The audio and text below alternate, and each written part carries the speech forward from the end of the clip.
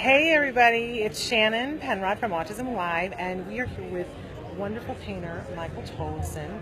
He has been doing some paintings here at the Autism Society of America National Conference. We're thrilled that our booth is just around the corner from his, and I want to show people your fabulous new book, The Strength of Women. He's got wonderful things here. He's got some canvases set up, and he's done a painting. Was that this morning that you did that, or was that the one from last night? Yeah. And how many minutes did it take for you to do that one? That was a 7-minute painting. Okay, Michael. I mean, seriously, 7 minutes for him to do this amazing painting over here. So, Michael, for people who don't know you, how long have you been painting? I've been painting 4.5 years. I've done 800 paintings, and paintings take me minutes. That's one of the gifts of autism. I'm a savant. I picked up a brush and I could paint. So. And how long have you known that you're an individual who's on the spectrum? I self-diagnosed about 3 years ago, and I officially diagnosed last year. For those of us, I'm in my 50s, and for those of us in our 50s, you know, autism wasn't a thing of discussion as we grew up. So I'm just now becoming aware of who I am and what my abilities are. There are probably a lot of people out there who wonder if they're on the spectrum. What kinds of things were you seeing in yourself, Michael, that made you realize, hey, this might be me? Well, one of the things that helped me was the fact that when I started to paint and I started getting galleries, I felt like I should give back to the community. So I did wind up mentoring and working with children on the spectrum, and I started to see certain traits that I identified with. But I think that if our normals are so normal to us, sometimes we don't know that we're different. I have water sensitivities, so for me, it hurts me when I get in the shower. So anytime a sensitivities that may or may not be prevalent in other people. So if you're sensitive to light, sounds, to certain feels, latex, any rubbery things are excruciatingly hard for me. So those type of things are a key. The need to reset. I have to get away from people. I have to have quiet time in order to be able to gain back my ability to process, because I start to lose my ability to process. Things that we fixate on that we may, I call them spins. If there's something that can set you off and you start to spin on it and you can't let it go, and it's something that no one else will be bothered by, it may be something that is attributed to, you know, being autistic.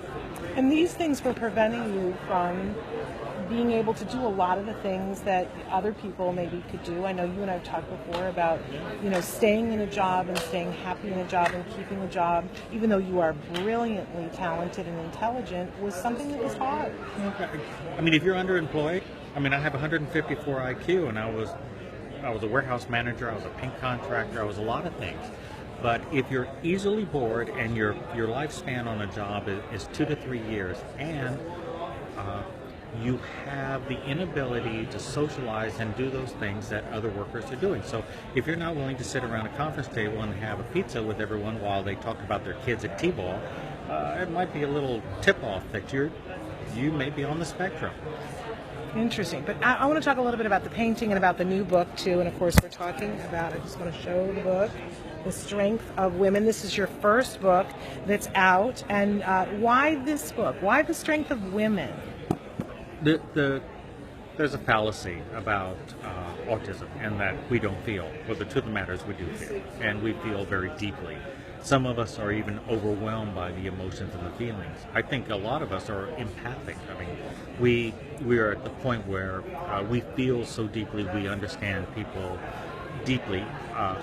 So I started, because of particularly parents and that we were dealing with, and people that were mothers or females that are on the spectrum, I started to kind of explore their strength, and I started to kind of channel that into the art. And the more I was posting it on Facebook, the more I had requests to do something, a collection with them, because I would write about what inspired me to do a particular painting. And because of that, I did a collection. So these are 55 of my paintings about women. I paint the paintings as I always do, and then I let it speak to me and tell me what it's about. So each of those has writings that basically will tell you what I was feeling before the painting, and then after the painting, what it actually meant to me. And it seems like you go. I want to hold up a couple of the different things here. Do you mind if I pick up some cards Sure, here? go for it. Okay, so here, I mean, this is a beautiful, beautiful painting. This is actually featured on the cover of the book, Yes. The Strength of Women. But and you've got a lot of paintings about women, but you also seem to have a horse phase too. I just want to hold up. Yes. And now you tell me that you're doing what's your phase right now? I'm Russian. I'm doing Russian. Russian landscapes. Landscapes, Russians in traditional attire, so the traditional garb and stuff, babushkas and but the thing is that because of the autism, I'm constantly reaching and trying to find new things. There's things of interest, and I want them to be, things that I will channel into my art, and I'm easily bored. So I am constantly trying to expand to a new horizon, a new subject, and the Russians are just kind of interesting. I was doing sailboats before that, and before that I did some horses, and now I threw in a couple of rain paintings in the middle of it. So you never know what I'm going to paint next. Well, on the angel, I want to go over here to some of these. You have these angel ones are absolutely amazing. I want to figure out how. There we go. There you go. And they're in. These are cards that are in plastic, so there's a little bit of a sheen to it. But some of these women, I can completely understand why the strength of women, because I don't know, Michael. You just like every time I think that I figured out what your style is, I discover that I have not figured out. You got a beautiful calendar here that with a monk on it. Just amazing. I want to show the table and what we got going on here. And you're going to be painting some more today here at the conference. But then when are you taking the big stage and going to do the big painting? Saturday afternoon during the wrap up, I will actually be painting a 3-foot by 4-foot painting that they're raffling off, and that the proceeds go to the Autism Society of America. So. And do you already have a sense of what that canvas is going to look like when you're done? Actually, what we're doing is we're raffling off the painting, and the person that wins will be able to talk to me, and based on their feelings, I'm going to paint a painting for them. Okay, so you're going to sell the painting before you do it? Yes. Wow. Yeah, so whoever wins can talk to me, and then they can influence me by talking to me.